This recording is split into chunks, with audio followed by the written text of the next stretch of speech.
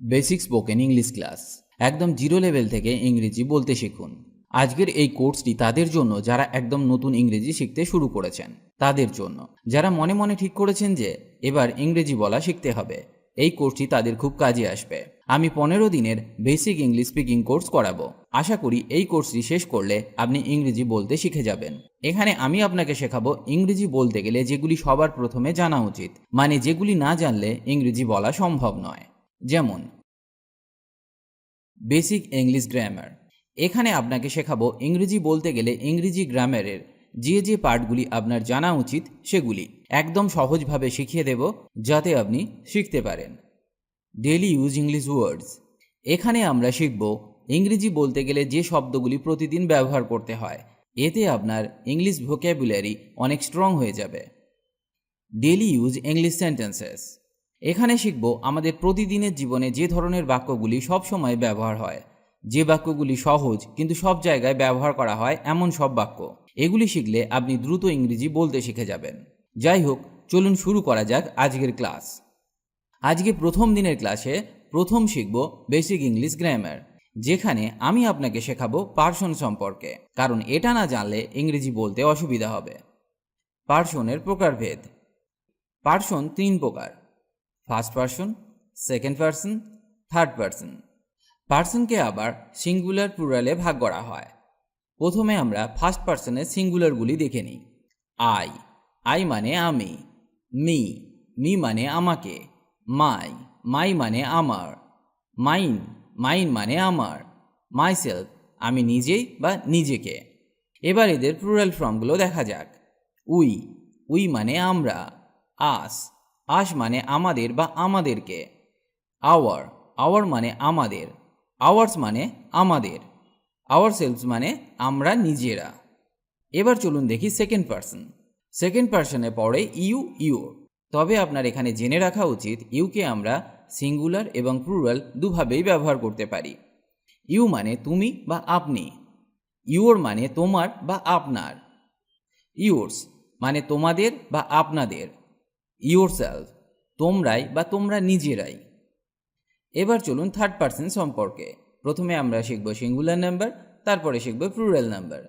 Singular নাম্বারের মধ্যে যেগুলি পড়ে হি, হিকে মেল অর্থে ব্যবহার করা হয়, যার অর্থ সে বা তিনি। সি, এটা ফিমেল অর্থে ব্যবহার করা হয়, যার মানে সে বা তিনি।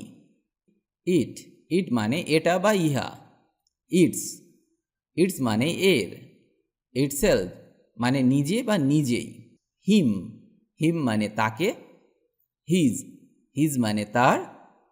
হার, এটি ফিমেল অর্থে ব্যবহার করা হয়, হার মানে তার। হার্স, হার্স মানেও তার। হারসেলফ মানে সে নিজেই। এবার প্লুরালগুলি দেখা যাক। দে, দে মানে হলো তারা। দেম, দেম মানে তাদের। দেয়ার্স, দেয়ার্স মানে তাদের। দেমসেলফস মানে তারা নিজেরা। এই চারটি ভালোভাবে শিখে রাখুন, কারণ ইংরেজি বলতে গেলে এদের ব্যবহার আপনাকে সঠিকভাবে করতে হবে। তাহলে আমরা শিখে নিলাম পার্সন সম্পর্কে। এগুলি ভালো করে মনে রাখুন, না হলে পরে অসুবিধা হবে ইংরেজি শিখতে। এগুলি সহজ, কিন্তু এদের ছাড়া ইংরেজি বাক্য গঠন করা সম্ভব নয়। এই ছোট ছোট জিনিসগুলি প্রথম থেকে ঠিকঠাকভাবে শিখে নিতে পারলে আপনি সঠিক ইংরেজি বলতে শিখে যাবেন। এবার প্রশ্ন হলো, এগুলি জানলেই কি আপনি ইংরেজি বলতে পারবেন? এর উত্তর না। এর সাথে আপনাকে এর কিছু নিয়ম শিখতে হবে, যেগুলি জানা খুবই জরুরি। তবেই আপনি সঠিক ইংরেজি বলতে শিখবেন। তাহলে চলুন এবার এদের ব্যবহারের কিছু নিয়ম শিখে নেওয়া যাক। মানে এই শব্দগুলি আমরা কোথায় কোথায় বা কিভাবে ব্যবহার করতে পারবো।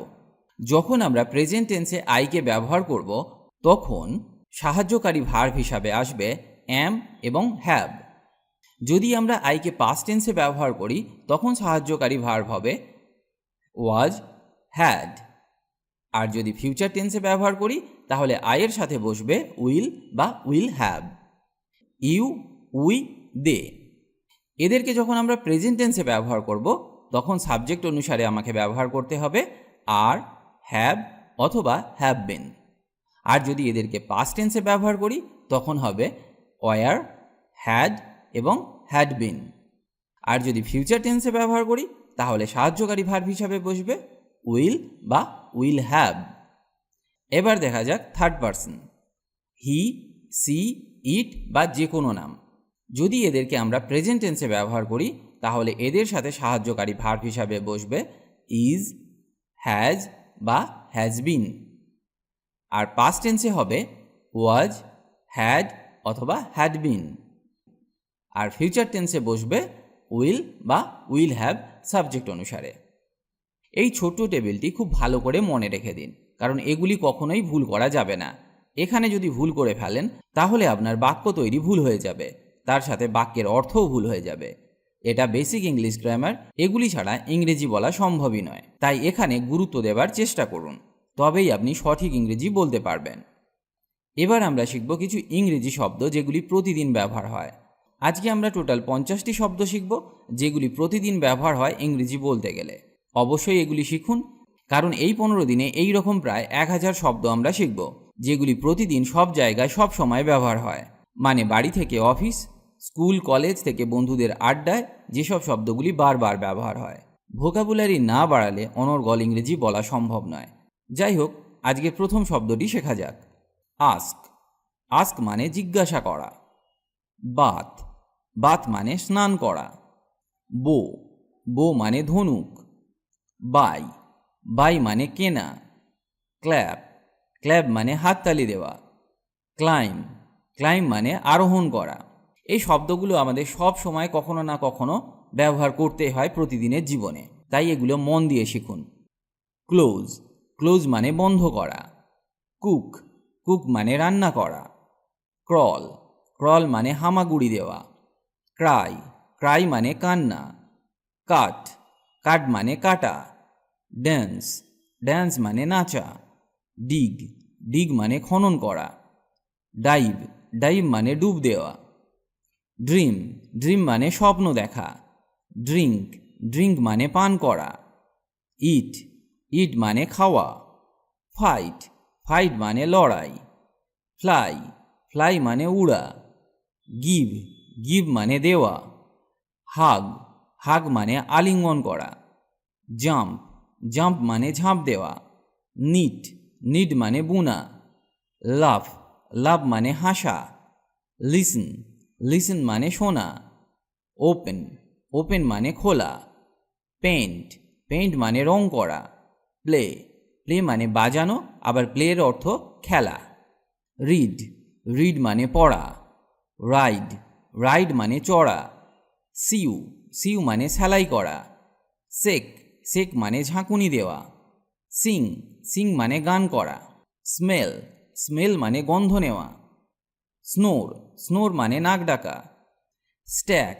স্ট্যাক মানে গাদা করা। Stand up. স্ট্যান্ড আপ মানে দাঁড়াও। টক। টক মানে কথা বলা। থিঙ্ক। থিঙ্ক মানে ভাবা। থ্রো অ্যাওয়ে মানে ছুঁড়ে ফেলে দেওয়া। টার্ন অফ মানে বন্ধ করা। টার্ন অন মানে চালু করা। ওয়েট। ওয়েট মানে অপেক্ষা করা। ওয়াশ। ওয়াশ মানে ধোয়া। ওয়াচ। ওয়াচ মানে ঘড়িও হয়, আবার ওয়াচ মানে দেখাও হয়। উইন। উইন মানে জয় করা। রাইট। রাইট মানে লেখা। প্রথমে আমরা শিখলাম বেসিক ইংরেজি গ্রামারের কিছু নিয়ম, তারপর শিখলাম কিছু daily use most common English ওয়ার্ডস। এবার আমরা শিখব কিছু ডেলি লাইফ সেন্টেন্সেস, মানে এমন কিছু বাক্য যেগুলি আপনি সব সময় সব জায়গায় ব্যবহার করতে পারবেন। তবে তার আগে আমরা শিখব কিভাবে বাক্য তৈরি করতে হয়, কারণ সেটা না জানলে আপনি সঠিক বাক্য তৈরি করতে পারবেন না, যার ফলে ইংরেজি ভুল হবার একটা চান্স থেকে যাবে। তাই আমরা প্রথম দিন থেকেই সঠিকভাবে ইংরেজি শেখা শুরু করব। এখানে আমরা শিখব ভার্ব এবং অবজেক্ট দিয়ে কিভাবে বাক্য তৈরি করা হয়। তাহলে আপনার বুঝতে সুবিধা হবে এবং আপনি খুব সহজেই নিজে থেকেও বাক্য তৈরি করতে পারবেন। তাহলে চলুন শুরু করা যাক। ডিম সিদ্ধ করো। Boil the egg. এখানে বয়েল মানে সেদ্ধ করা। বয়েল হলো একটি ভার্ব, তার সাথে যোগ হলো ডিম, দ্য এগ। চাবি নিয়ে এসো। ব্রিং দ্য কি। ব্রিং দ্য কি, এখানে ব্রিং হলো ভার্ব আর দ্য কি হলো অবজেক্ট। অবজেক্ট বা আমরা আদার ওয়ার্ডসও বলতে পারি, কারণ বাক্যের অন্যান্য অংশ ভার্বের পরে আমরা বসাবো। প্রথমে আমরা ভার্বকে ব্যবহার করব, তারপর বাক্যের অন্যান্য অংশকে বা আদার ওয়ার্ডসগুলিকে তারপর বসাবো। এটি পরিষ্কার করো। Clean it. Clean it. এখানে থাকুন। Stay here. Stay here. আমাকে সাহায্য করো, হেল্প মি, হেল্প মি। জামা কাপড় ধুয়ে ফেলো, wash the clothes, wash the clothes. TV চালু করো, switch on the TV, switch on the TV. তোমার নাম লেখো, write your name, write your name. একটু আগেই আমরা শিখলাম কিভাবে ছোট ছোট বাক্য খুব সহজে তৈরি করা যায়, যেখানে আমরা শুধুমাত্র ভার্ব এবং অবজেক্ট বা আদার ওয়ার্ডসকে ব্যবহার করেছিলাম।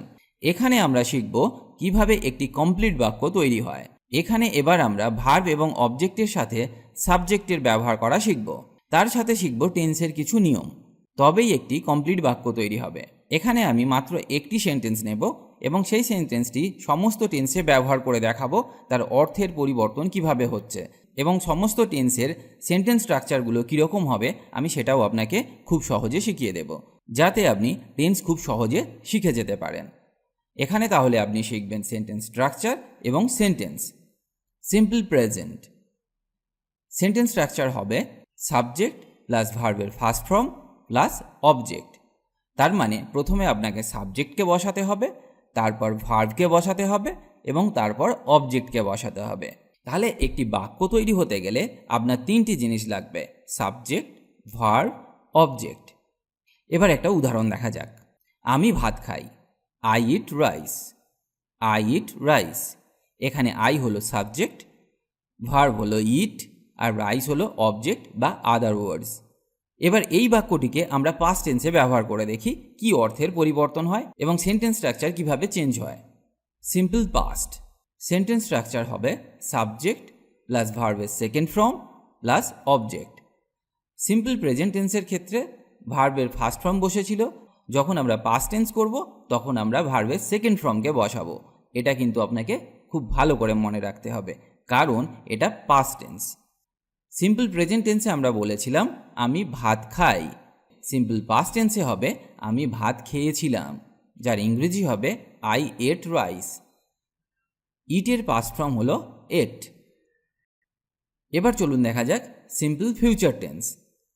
সেন্টেন্স স্ট্রাকচার হবে প্রথমে সাবজেক্টকে বসাতে হবে, তারপর উইল বসবে, তারপর ভার্বকে বসাতে হবে কিন্তু ভার্বের ফার্স্ট ফর্ম বসবে, প্লাস অবজেক্ট। আমি ভাত খাবো, I will eat rice, I will eat rice. এখানে সাবজেক্ট হলো আই, তারপর আমরা উইলকে বসালাম, তারপর নিয়ম অনুসারে আমরা উইলকে বসালাম এবং ভার্বের প্রেজেন্ট ফর্ম ইটকে বসালাম, তারপর আদার ওয়ার্ডস বা অবজেক্টকে বসালাম।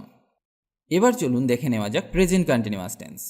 সেন্টেন্স স্ট্রাকচার হবে এই রকম, প্রথমে সাবজেক্টকে বসাতে হবে, তারপর সাবজেক্ট অনুসারে অ্যাম ইজ আরকে বসাতে হবে, তারপর ভার্ব বসবে এবং এখানে অবশ্যই ভার্বের সাথে আইএনজিকে যোগ করতে হবে এবং তারপর অবজেক্টকে বসাতে হবে। উদাহরণটা দেখে নেওয়া যাক। আমি ভাত খাচ্ছি। প্রেজেন্ট ইনডিফিনাইটে শিখেছিলাম আমরা আমি ভাত খাই, সেই বাক্যটাই প্রেজেন্ট কন্টিনিউয়াস টেন্সে হবে আমি ভাত খাচ্ছি, I am eating rice, I am eating rice. এখানে ইট হলো মেইন ভার্ব, তার সাথে আমরা আইএনজিকে যোগ করলাম, তাছাড়া আইয়ের সাথে আমরা সাহায্যকারী ভার্ব হিসাবে অ্যামকে বসালাম। এবার শিখব আমরা past continuous tense. Past continuous টেন্সে সেন্টেন্স স্ট্রাকচার হবে subject plus was were plus verb plus ING plus object. আমি ভাত খাচ্ছিলাম। প্রেজেন্ট কন্টিনিউয়াস টেন্সে ছিল আমি ভাত খাচ্ছি, সেটা পাস্ট কন্টিনিউয়াস টেন্সে হয়ে গেল আমি ভাত খাচ্ছিলাম, I was eating rice, I was eating rice. Future continuous tense sentence structure হবে subject plus will be plus verb plus ING plus object. এবার উদাহরণটা দেখা যাক। আমি ভাত খেতে থাকব, I will be eating rice, I will be eating rice. Continuous টেন্সে আপনাকে সবসময় মনে রাখতে হবে যে ভার্বের সাথে আইএনজি যোগ হয়, এটা কিন্তু আপনাকে খুব ভালো করে মনে রাখতে হবে। এবার আমরা শিখব প্রেজেন্ট পারফেক্ট টেন্স। চলুন সেন্টেন্স স্ট্রাকচারটা দেখে নেওয়া যাক। সাবজেক্ট প্লাস হ্যাভ অথবা হ্যাজ প্লাস ভার্বের থার্ড ফর্ম প্লাস অবজেক্ট। আমি ভাত খেয়েছি, I have eaten rice, I have eaten rice. এখানে আই হলো সাবজেক্ট, তারপর সাবজেক্ট অনুসারে হ্যাভ বসেছে। ইটেন হলো ইটের থার্ড ফর্ম, ইট, এট, ইটেন। তারপর অবজেক্টকে বসালাম। Past perfect. পাস্ট পারফেক্ট টেন্সের সেন্টেন্স স্ট্রাকচার হবে এই রকম: সাবজেক্ট প্লাস হ্যাড প্লাস ভার্বের থার্ড ফর্ম প্লাস অবজেক্ট। আমি ভাত খেয়েছিলাম। I had eaten rice. I had eaten rice. এখানে আপনাকে মনে রাখতে হবে হ্যাডকে সমস্ত সাবজেক্টের সাথে ব্যবহার করা যায়। Future perfect tense. Future perfect টেন্সের সেন্টেন্স স্ট্রাকচার হবে subject plus will have plus ভার্বের থার্ড ফর্ম প্লাস অবজেক্ট। আমি ভাত খেয়ে থাকব। I will have eaten rice. I will have eaten rice. যদি আপনার টেন্স নিয়ে সমস্যা থেকে থাকে তাহলে আমাদের টেন্সের ভিডিওটি অবশ্যই দেখবেন। এত সহজ করে টেন্স শেখানো আছে যে আপনি একবার দেখলেই শিখে যাবেন। টেন্স নিয়ে আর কোনো দিন আপনার সমস্যা হবে না। তাহলে চলুন দেখা যাক আজকে আমরা কি কি শিখলাম প্রথম দিনের ক্লাসে। প্রথমে আমরা শিখেছি বেসিক ইংলিশ গ্রামারে পার্সন সম্পর্কে, তারপর আমরা শিখলাম ডেইলি ইউজ ইংলিশ ওয়ার্ড সম্পর্কে, তারপর শিখলাম কিভাবে বাক্য তৈরি করতে হয় এবং সেন্টেন্স স্ট্রাকচার সম্পর্কে, তারপর শিখলাম বেসিক টেন্স সম্পর্কে এবং টেন্সের সাহায্যে কিভাবে বাক্য তৈরি হয় সেটা সম্পর্কে। আশা করি এই ক্লাসটি আপনাদের খুব কাজে আসবে। ক্লাসটি কেমন লাগলো আমাকে কমেন্ট করে জানান। আজ এই পর্যন্ত, আবার দেখা হবে নতুন ক্লাস নিয়ে। ভালো থাকুন আর আমার সাথে ইংরেজি শিখতে থাকুন।